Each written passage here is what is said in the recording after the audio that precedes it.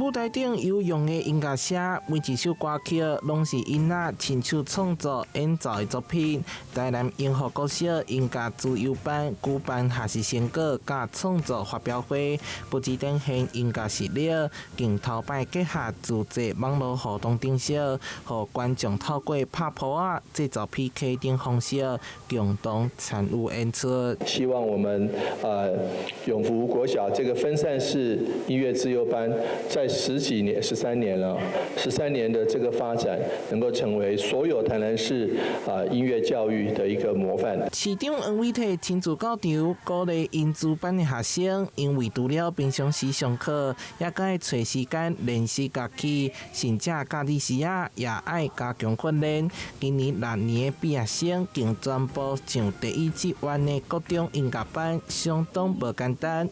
也莫閣創立將近50檔的永和音樂教育，即馬煞面臨增廢危機。我們永福國小除了集中式的音樂藝才班以外，還有這樣的一個分散式的資優資源班。那我們這些音樂資優，只要涉及資優，就不可以集中成班。然後一些音樂專業的課程再抽離出來小組上課。在鑑定的時候，音樂資優班的門檻除了要考術科以外，還要考音樂性向測驗。